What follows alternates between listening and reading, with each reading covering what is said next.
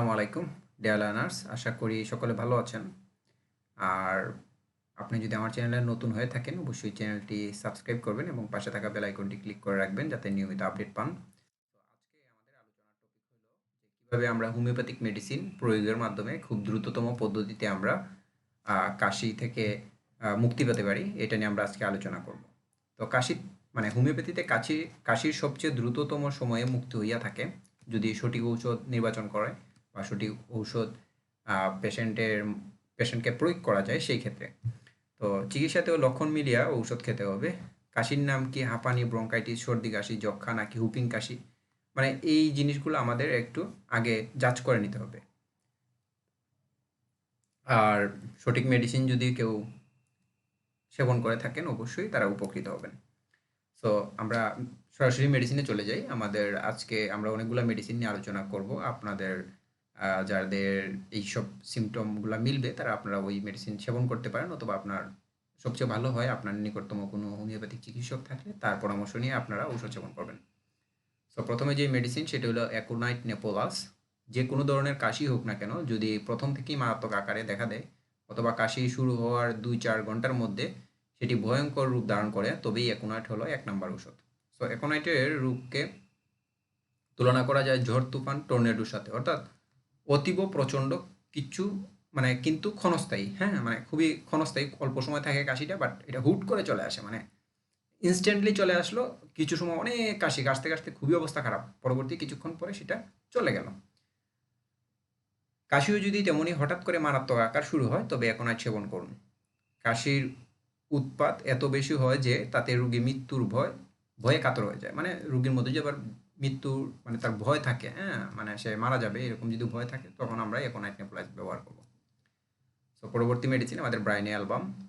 So ব্রাইনিয়ার প্রধান লক্ষণ হলো রোগীর ঠোঁট, জিহ্বা, গলা, এই যে মিউকাস মেমব্রেন যে ইয়েগুলো আছে ওইগুলা সবসময় শুকনো থাকবে, মানে শুকিয়ে যাবে, এবং তার পানির পিপাসা থাকবে, প্রচুর পানি পিপাসা থাকবে। রোগী অনেকক্ষণ পর পর একসাথে প্রচুর পানি পান করবে।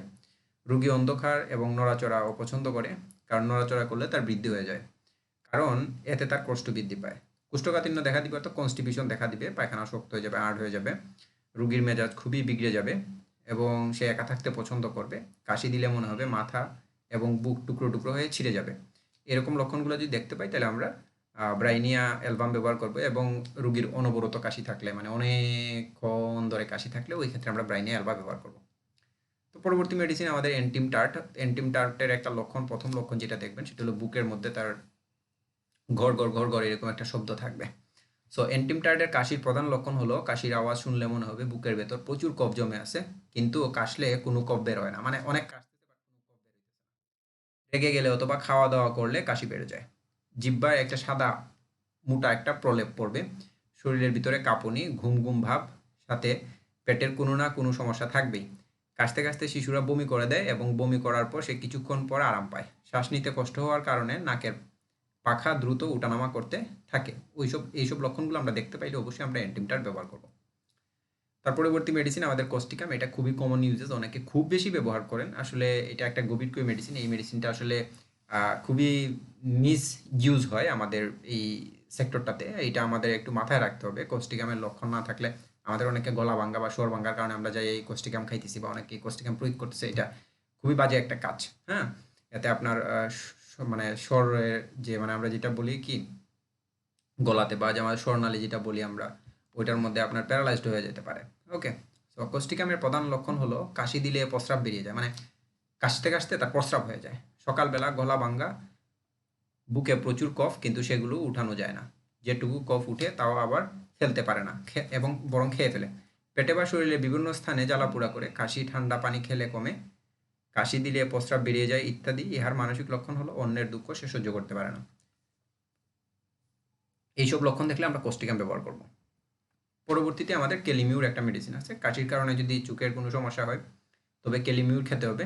যেমন কাশির সময় চোখের সামনে আলো দেখা, চোখের গর্ত থেকে চোখ গর্ত থেকে বের হয়ে পড়বে, দেখতে এমন মনে হয়, কাশির সময় চোখে ব্যথা লাগে, চোখে গরম লাগা ইত্যাদি ইত্যাদি।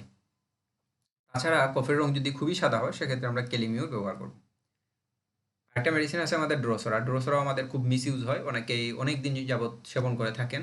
ড্রোসরার একটা লক্ষণ বলি, সেটা হলো রাত্রিতে, খুবই গভীর রাত্রিতে ড্রোসরার কাশি উৎপত্তি হয়। সেই ক্ষেত্রে আমরা ড্রোসরা সর্বোচ্চ আমরা 30 পাওয়ারের মেডিসিন আমরা 1 ডোজ খাবো। তার পরবর্তী যদি মেডিসিন খায় অনেকে, তাহলে সেই ক্ষেত্রে আপনাদের পার্শ্ব প্রতিক্রিয়া দেখা দিবে এবং সেটা অনেক দিন সেটা নিয়ে আপনাদের ভুগতে হবে যতদিন পর্যন্ত ঔষধের ক্রিয়াটা নষ্ট না হয়।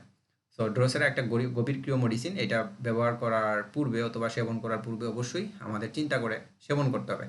সো ড্রোসেরার প্রধান লক্ষণ হলো গলার মধ্যে সাংঘাতিকভাবে সুরসুর থাকবে, মানে সুরসুরি থাকবে, একটা সুরসুরি মনে হয় যে সুরসুরি করতেছে। কাশতে কাশতে দম বন্ধ না হওয়া পর্যন্ত, বমি না হওয়া পর্যন্ত কাশি থামতেই চায় না।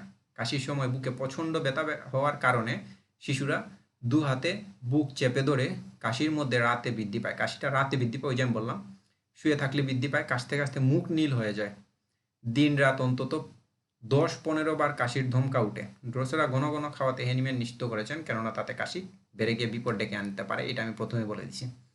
তারপর আছে ইপিকাক, এটা আমরা ছোট বাচ্চাদের ক্ষেত্রে খুব বেশি ব্যবহার করে থাকি। কাশতে কাশতে বাচ্চা যদি বমি করে দেয়, বমি বমি ভাব থাকে এবং তার জিহ্বা যদি পরিষ্কার থাকে, ওই ক্ষেত্রে আমরা ইপিকাক খুব বেশি ব্যবহার করি।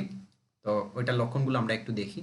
হালকা কাশি থেকে নিউমোনিয়া, হুপিং কাশি, হাঁপানির মতো মারাত্মক কাশিতেও ইপিকাক দিতে পারেন যদি উপরোক্ত লক্ষণ দুটির কারোর মধ্যে মিল থাকে। যে ক্যালিবাইক্রমটা খুবই মজার একটা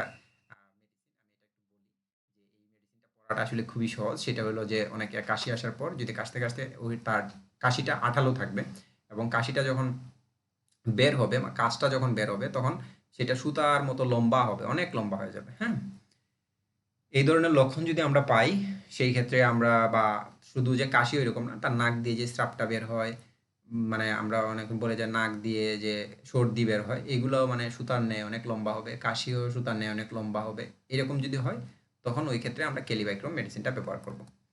তার পরবর্তী মেডিসিন আমাদের কুপ্রামেট। তো ভয়ঙ্কর কাশি, একবার কাশি উঠলে অনেকক্ষণ পর্যন্ত থাকে, কাশি শেষ হলে রুগী দুর্বল হয়ে মরার মতো হয়ে পড়ে, দিন রাতে অনেকবার কাশির ধমকা উঠে, কাশতে কাশতে শরীর বাঁকা করে ফেলে। কুপ্রামেটের একটা বিশেষ লক্ষণ হইল ধনুষ্টঙ্কার মতো শরীর বাঁকা হয়ে যায়। যে কোনো রোগ হইলে আমরা কুপ্রামেট ব্যবহার করতে পারি। সো পরবর্তী মেডিসিন আমাদের জাবরান্ডি। সো জাবরান্ডির প্রধান লক্ষণ হলো এটি চামড়া এবং পেরোটিড গ্ল্যান্ড এবং টনসিলের উপর বেশি কাজ করে, গলা থেকে প্রচুর কফ, থুতু পানি নির্গত হওয়া, জ্বর, বমি, অ্যালার্জি ইত্যাদি। তাহলে কাশির ক্ষেত্রে ইহার লক্ষণ হবে বেশি বেশি কফ বের হওয়া।